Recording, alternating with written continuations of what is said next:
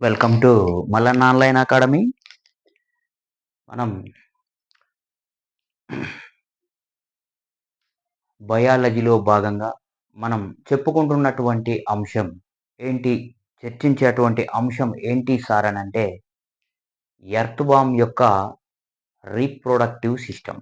Earth వామ్ యొక్క reproductive system sir. Earth వామ్ earth వామ్ reproductive system sir. Okay, right. అయితే ఈ earth వామ్ యొక్క రీప్రొడక్టివ్ సిస్టమ్ ఏ విధంగా జరుగుతుంది అనేటువంటి అంశాన్ని మనం చర్చించాలి. ఓకే, అయితే ఈ ఎర్త్ వామ్ మరి ఎన్ని ఖండితాలను కలిగి ఉంటుంది సార్ అని అంటే 103 ఖండితాలను కలిగి ఉంటుంది సార్. రైట్. అయితే సెగ్మెంటేషన్ అని అంటారు. ఇది హెర్మాఫ్రోడైట్ సార్. ఇది ఏ జాతికి చెందింది అనంటే అనెలిడా వర్గం, ఫైలం అనెలిడా అనేటువంటి ఫైలానికి చెందినటువంటి జీవి ఈ ఎర్త్వామ్ సార్. ఇది ఇన్వర్టిబ్రేట్, హెర్మాఫ్రోడైట్ అంటే ఉభయ లైంగిక జీవి సార్. ఇది ఉభయ లైంగిక జీవి. ఇది ఉభయ లైంగిక జీవి అన్నమాట. రైట్. అంటే స్త్రీ పురుష జీవులు ఏమైతాయి అనంటే హెర్మాఫ్రోడైట్ అని పిలుస్తాం. ముష్కాలు ఇందు లోపల తొందరగా అభివృద్ధి చెందుతాయి సార్. ముష్కాలు అనేటివి, టెస్టిస్ అనేటివి తొందరగా అభివృద్ధి చెందుతాయి. తొందరగా అభివృద్ధి చెందడం అనేది జరుగుతూ ఉంటుంది సార్. అభివృద్ధి చెందడం అనేది జరుగుతూ ఉంటుంది. తర్వాత వీటినే ముందు ఈ పురుష జీవులు అనేటి పరఫలదీకరణం జరుగుతుంది. ఈ లక్షణాన్ని ఏమంటామనంటే పుంభాగ ప్రథమోత్పత్తి అని పిలవడం జరుగుతుంది సార్. ఏమని పిలుస్తాం? పుంభాగ ప్రథమోత్పత్తి. పుంభాగ ప్రథమోత్పత్తి అని పిలుస్తాం సార్. పుంభాగ ప్రథమోత్పత్తి. Okay, right. పుంభాగ ప్రథమోత్పత్తి అని పిలవడం జరుగుతుంది. వీటిని హెర్మాఫ్రోడైట్ అని పిలుస్తాం. ఇవి ఉభయ లైంగిక జీవులు. రైట్. తర్వాత దీనిని మనం ప్రోటాండ్రీ అని కూడా పిలుస్తాం సార్. ప్రోటాండ్రీ అని పిలవడం జరుగుతూ ఉంటుంది సార్. రైట్. తర్వాత ఇంకా ఏంటి అంటే మరి ఈ జీవుల లోపల పురుష ప్రత్యుత్పత్తి వ్యవస్థ, స్త్రీ పురుష జీవులు అనేటివి ఉంటాయి కాబట్టి, మేల్ అండ్ ఫిమేల్ యానిమల్స్ అనేటివి రెండు వేరుగా ఉంటాయి కాబట్టి ఈ జీవుల లోపల మరి పురుష ప్రత్యుత్పత్తి వ్యవస్థ ఏ విధంగా అభివృద్ధి చెందుతుంది అనేటువంటి అంశాలను మనం తెలుసుకోవాలి. పురుష జీవి లోపల ఏమవుతుంది సార్ అని అంటే 10-11 ఖండితాలు సార్. 10-11 పురుష జీవిలో 10-11 ఖండితాలు. 10-11 ఖండితాల లోపల ఏముంటాయి సార్ అనంటే, ఖండితాలలో ఏముంటది సారు అనంటే మరి ఈ 10-11 ఖండితాలలో ఖండితానికి ఒక జత చొప్పున 2 జతల ముష్కాలు అనేటివి ఉంటాయి సార్. 2 జతల ముష్కాలు, 2 pairs, 2 జతల ముష్కాలు అనేటివి ఉంటాయి సార్. 2 జతల టెస్టిస్, 2 pairs ఆఫ్ టెస్టిస్ అనేటివి ఉంటాయి. ఈ 2 pairs ఆఫ్ టెస్టిస్ ఏం చేస్తాయి అనేటువంటి అంశాన్ని మనం చూడాలి. వీటి నుండి ఒక జత శుక్రవాహికలు, 1 pair శుక్రవాహికలు అనేటివి వస్తాయి సార్. ఈ ముష్కాల నుంచి ఏమొస్తాయి అనంటే ఈ శుక్రవాహికలు అనేటివి బయటకు వస్తాయి. ఈ శుక్రవాహికలు ఏర్పడి ఇవి ఏం చేస్తాయి, శుక్ర కణాలని ఇవి స్పర్మ్ సెల్స్ ని ఏం చేస్తాయి అనంటే రవాణా చేయడంలో ఉపయోగపడతాయి సార్. ఇవి ఈ శుక్రవాహికలు అనేటివి శుక్ర కణాలను ఏం చేస్తాయి, రవాణా చేయడంలో ఉపయోగపడతాయి. ఏ ఖండితాలలో ఉంటాయి?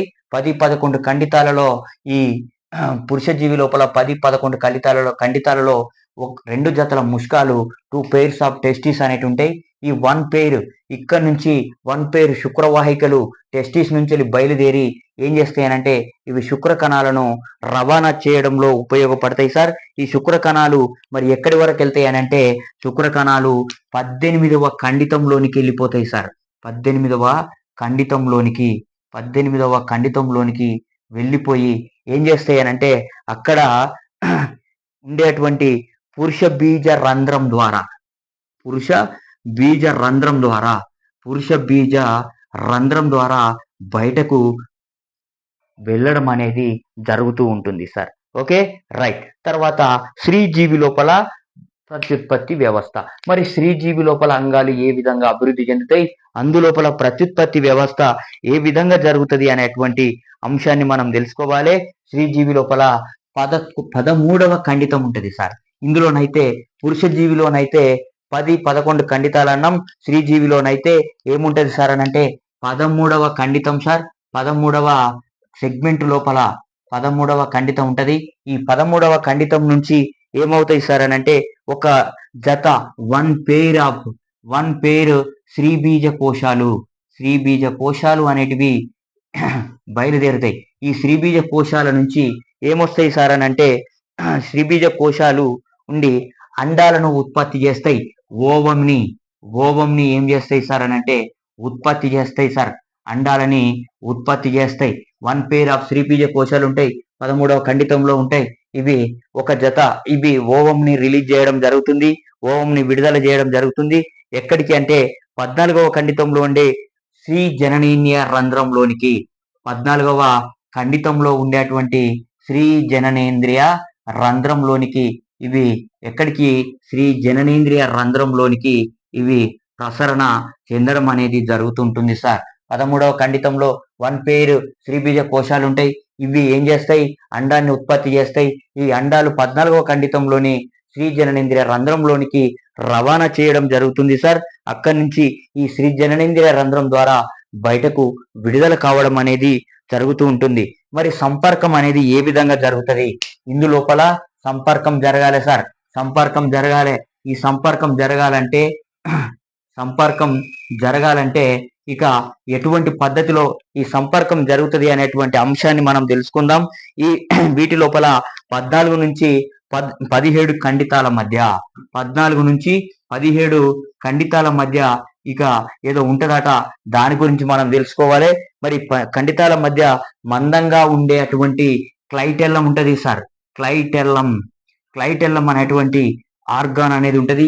ఈ క్లైటెల్లం 14 నుంచి 17 ఖండితాల మధ్య విస్తరించి క్లైటెల్లం ఉంటది. ఈ క్లైటెల్లం అనే భాగం ఉండి క్లైటెల్లంలోని శ్లేష్మ గ్రంథులు ఉంటాయి సార్. క్లైటెల్లం లోపల మరి ఏముంటది సార్ అని అంటే శ్లేష్మ గ్రంథులు అనేటివి ఉంటాయి. ఈ శ్లేష్మ గ్రంథులు ఏం చేస్తాయి సార్ అని అంటే శ్లేష్మాన్ని స్రవిస్తాయి సార్. మరి ఈ శ్లేష్మాన్ని స్రవించడం వల్ల మరి ఏంటి అంటే ఇవి సంచి వంటి లేదా మేకల రూపంలోనికి చికటక వంటి పదార్థాన్ని ఉత్పత్తి చేస్తే ఇవి చివరికి ఏం చేస్తాయి అంటే సంచి వంటి మేకల లేదా సంచి వంటి ప్రదేశం లేదా మేకల రూపంలో ఉండేటువంటి గుడ్ల తిత్తి అనేది ఏర్పడుతుంది సార్. సంచి వంటి గుడ్ల తిత్తి అనేది ఏర్పాటైతే సార్. ఓకే, గుడ్ల తిత్తి అనేది ఏర్పాటు చేస్తాయి. ఈ గుడ్ల తిత్తి ఏర్పాటు చేయడం వలన ఏమవుతుంది సార్ అని అంటే సంపర్క సమయంలో రెండు వానపాములు వ్యతిరేక దిశ లోపల ఏం చేస్తాయి సార్ అని అంటే ఒకటి ముందు కదిలినట్టయితే దానికి అపోజిషన్ లోపల వ్యతిరేక దిశ లోపల ఇంకొక వానపాము అనేది రెండు వ్యతిరేక దిశలో సంపర్కం చేసుకుంటాయి సార్.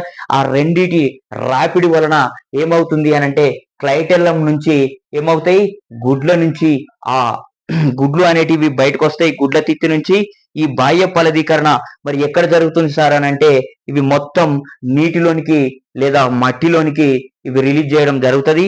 అక్కడ బాహ్య ఫలదీకరణ జరుగుతుంది సార్. తర్వాత ఈ పిల్ల వానపాములు అనేటివి బయటకు రావడం జరుగుతూ ఉంటుంది సార్. Okay, right. ఇది ఎర్త్ బాంబ్ లో ఉన్నటువంటి ఏంటి సార్ అని అంటే ప్రత్యుత్పత్తి వ్యవస్థ సార్. Okay, right.